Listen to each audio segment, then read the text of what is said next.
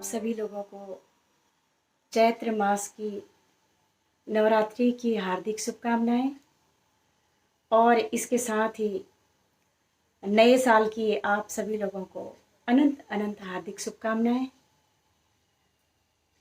अब ये नवरात्रे जो आ रहे हैं, इन नवरात्रों के बारे में एक समय बृहस्पति जी ब्रह्मा जी से कहते हैं कि हे ब्राह्मण श्रेष्ठ, आप ये बताइए कि चैत्र और आश्विन मास में जो ये नवरात्रे आते हैं, ये नवरात्रे क्यों किए जाते हैं और नवरात्रे करने का क्या फल मिलता है और किस प्रकार से नवरात्रे करने चाहिए, और इस व्रत को, इन नवरात्रों को सबसे पहले किसने किया था। तो ब्रह्मा जी बोले कि आपने जो ये प्रश्न मुझसे पूछा है, जन कल्याण के लिए, समस्त सृष्टि के लोगों के लिए, कल्याण के लिए आपने ये जो प्रश्न पूछा है, मैं इसका उत्तर जरूर आपको दूंगा। वो कहने लगे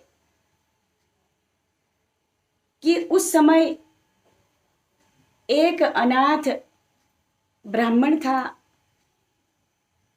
और वह ब्राह्मण जो है भगवान की कृपा से उनके घर में एक बहुत ही सुंदर पुत्री की उन्हें प्राप्ति हुई और उस पुत्री का जो नाम था सुमति था। और सुमति बहुत ही सुंदर, जैसा ही नाम था वैसे ही उसके गुण थे। वो चंद्रमा के समान इतनी सुंदर थी, इतनी सुशील थी, सारे गुण उसके अंदर विद्यमान थे। और उनके पिता माता भगवती के बहुत बड़े उपासक थे और वह रोज जब भी हवन करते थे तो उनकी बेटी नियम पूर्वक उस पूजा में बैठती थी और हवन में वो भी भाग लेती थी। एक दिन क्या हुआ कि पिता हवन कर रहे थे नियम पूर्वक और बेटी जो है अपनी सखियों के साथ, सहेलियों के साथ कहीं पर खेल रही थी, क्योंकि बच्चे तो खेलते ही रहते हैं इधर उधर, कहाँ उनको याद रहता है। जब बड़ों को याद नहीं रहता है कि किस समय संध्या करनी है, कब सुबह पूजा करनी है, कब शाम को करना है, तो वो तो बच्चा था, तो वह भी जो है भूल गई। खेल खेल में वो भूल जाती है कि मुझे हवन में पिता के साथ भी मुझे शामिल होना है, मैं रोज नियम पूर्वक शामिल होती हूँ और आज मैं नहीं हो पाई। तो जब वो देर में जाती है तो पिता इतने कुपित हो जाते हैं, ब्राह्मण बहुत कुपित हो जाते हैं और उसको एकदम से उसको श्राप दे देते हैं। ये भी नहीं देखा कि मेरी बेटी है, क्योंकि जो चीज गलत होती है वो गलत होती है। उनको बहुत दुख लगा कि जिस माँ भगवती के दया के कारण मुझे इसकी प्राप्ति हुई, मुझे सारी चीजें मिल रही हैं, और उसी माँ भगवती के लिए मेरी बेटी को वक्त नहीं रहा या वो भूल गई, और ऐसी असावधानी मेरी बेटी ने कैसे कर दी। वो कुपित हो गए, उनसे रहा नहीं गया।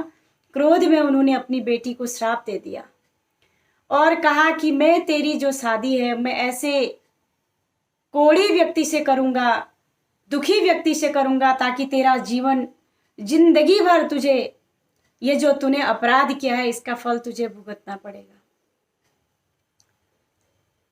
इतनी दुखी हो गई। वक्त आने पर पिता ने कोढ़ी से शादी कर दी और उसको लेकर के घर में कुछ खाने को नहीं होता, जंगल में चली जाती है और जंगल में इतना असह्य दुख उसने झेला,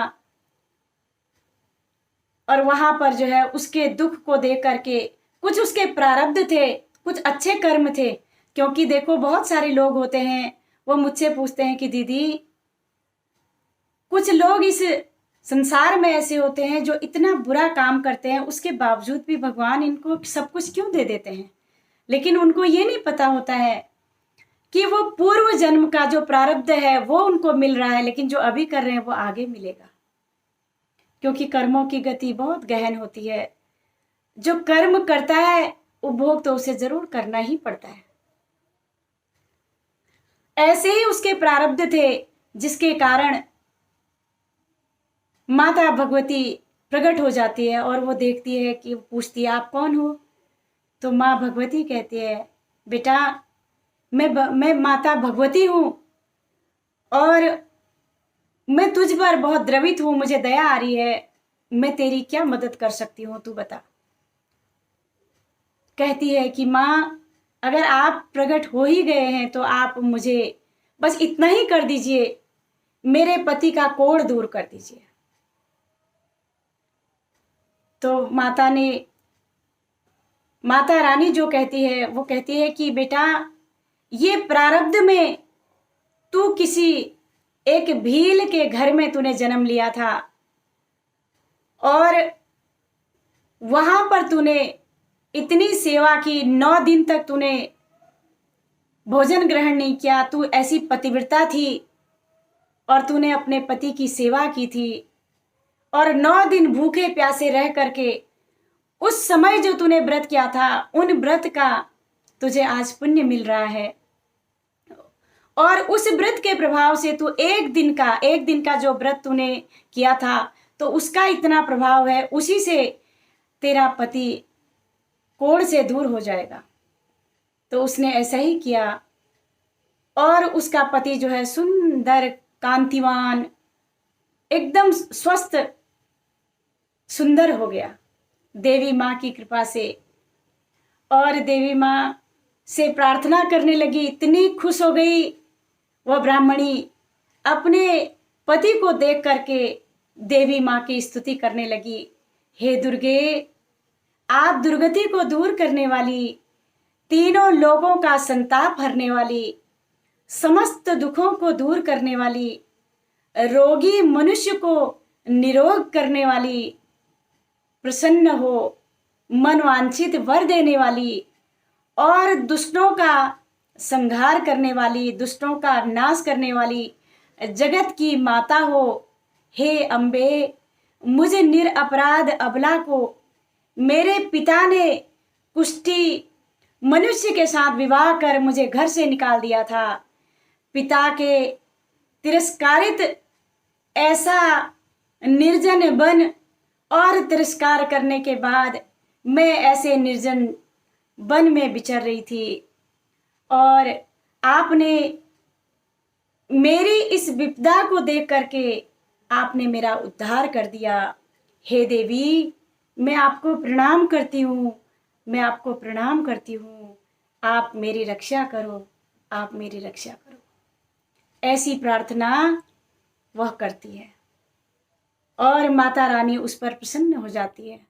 तो आप विचार कीजिए, जो 9 दिन के जो नवरात्रे होते हैं ये बहुत ही जो निस्वार्थ भाव से, निष्काम भाव से और सबका भला हो, या देवी सर्वभूतेषु शक्ति रूपेण संस्थिता नमस्तस्ये नमस्तस्ये नमस्तस्ये नमो नमः।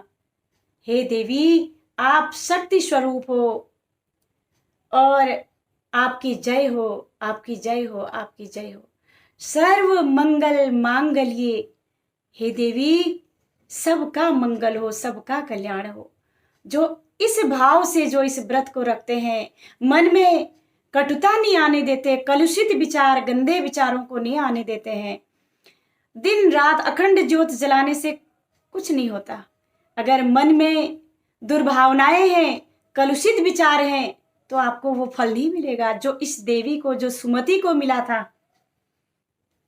सारी चीजें, सब दुर्गति को दूर करने वाली देवी, ऐसी देवी जो दुर्गति को दूर करती है, तो वो जो देवी है उनका उन्होंने ध्यान किया।